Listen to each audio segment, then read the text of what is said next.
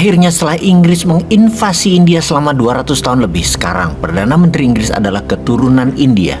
Yang mana istri Rishi Sunak lebih kaya dari Ratu Elizabeth II. Istri Rishi Sunak, Ashata Murthy, adalah putri dari Narayana Murthy, Bill Gates-nya India, yang kekayaannya diperkirakan antara 60-80 billion dolar. Kita detailkan siapa Rishi Sunak. Lahir di Southampton, Inggris di tahun 1980, bachelornya dari Oxford University, masternya dari Stanford. Menjadi Perdana Menteri Hindu pertama Inggris, orang Asia pertama menjadi Perdana Menteri Inggris, di mana mungkin kehadirannya menjadi Perdana Menteri Inggris ini menjadi karma balasan buat Inggris. Siapa tahu. Secara kekayaan pribadi, Rishi Sunak memiliki nilai kekayaan 12 triliun rupiah yang dipastikan lebih kaya dari Raja Inggris, Charles, secara pribadi.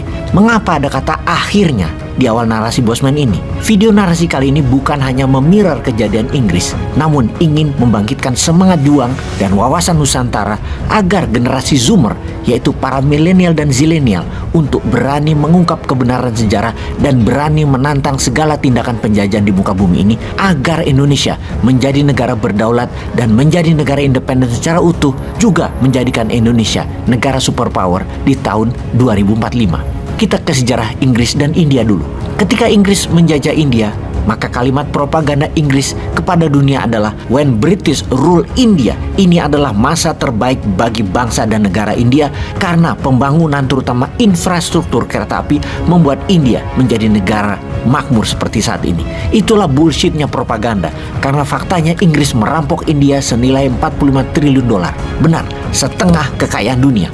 Keserakan Inggris dengan revolusi industrinya adalah pembalikan fakta bahwa kemajuan revolusi industri Inggris adalah menggunakan uang hasil merampok India. Dalam catatan sejarah yang dibuat oleh sejarawan India dikatakan di antara tahun 1765 hingga 1938 Inggris telah merampok India senilai 45 triliun dolar atau setara 2000 kali APBN Indonesia atau 40 kali GDP Indonesia saat ini. Di abad ke-17 dan 18, India adalah salah satu negara terkaya di dunia. Dikatakan kaya itu bukan kekayaan alamnya seperti Indonesia dulu dan hingga saat ini, namun kekayaan India sudah berupa material seperti emas, kain sutra, berlian, batu permata, dan banyak lagi teknologi tenun, metal dari India menjadi bahan dasar kemajuan revolusi industri yang diklaim oleh Inggris waktu itu. Juga hingga saat ini adalah berasal dari India. Ketika dipernyatakan bahwa Inggris merampok India, maka jawaban Inggris adalah Inggris memberikan India demokrasi,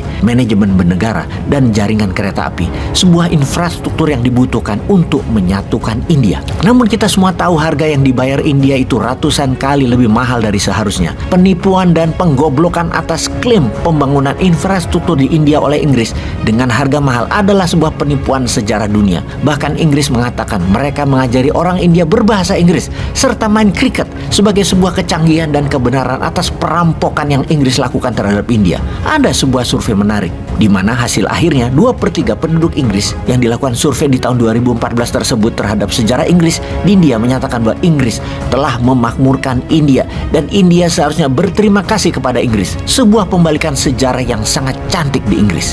Jangankan rakyat Inggris biasa, Perdana Menteri Inggris James Cameron waktu itu ketika ditanya tentang penjajahan kerajaan Inggris atas India, Inggris sangat membantu India menjadikan India seperti sekarang menjadi makmur. Dan apa yang dilakukan Inggris 200 tahun yang lalu adalah sebuah kebenaran sejarah.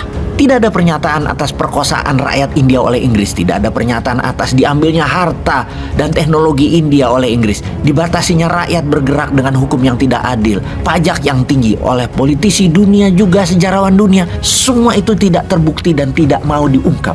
Dan semua sejarah berpihak kepada sejarah Barat. Dalam catatan sejarah dunia yang diajarkan di Barat, semua sama. Kolonialisasi Eropa juga Amerika pada saat ini adalah dikatakan tindakan mereka sebagai pembebas dari kemiskinan dan pemberi demokrasi. Sekali lagi, sesungguhnya itu bullshit lah. Aslinya, barang-barang India dibawa dengan harga murah dan dijual ke Eropa dengan harga mahal. Sehingga selama 3 abad, Inggris selalu surplus perdagangannya. Juga dengan India sebaliknya, barang India dipajak mahal di dalam negeri India sehingga Inggris untungnya double. Pembangunan kereta api itu sesungguhnya Inggris membangun untuk kepentingan dan kebutuhan Inggris sendiri. Namun India harus bayar mahal, sangat mahal sekali dari harga sesungguhnya. Semua rute yang disebut pembangunan infrastruktur itu sesungguhnya kebutuhan distribusi barang-barang ke Inggris agar lebih mudah. Revolusi industri di Inggris dilakukan dengan deindustrialisasi India. Dimiskinkan dengan tidak ada industri dan nilai tambah di India. Dipaksa jadi negara dagang saja yang lama-lama habis sumbernya, tidak ada lagi nilai tambah dari industri. Sama seperti saat ini banyak negara memilih industrinya tetap pakai Tiongkok,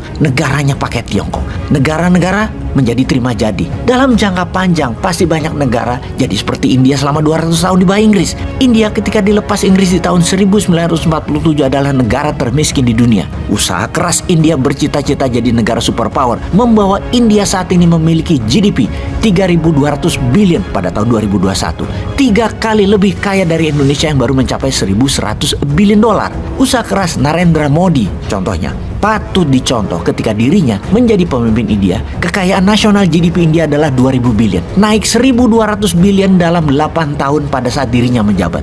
Pejabat Indonesia di tahun 2014, tahun yang sama, GDP-nya adalah 900 billion dolar. Sekarang naik 200 billion. Jadi dalam 8 tahun ketika menjabat dan mengelola negara naik menjadi 1.100 billion GDP Indonesia. Iya, alhamdulillah, walaupun kita tahu 1.200 billion dolar dibandingkan dengan 200 billion dolar itu beda 6 kali lipat. Semoga yang nanti jadi di tahun 2024 bisa naikin jadi 2 atau 3 kali lipat ya, jadi 3.000 billion.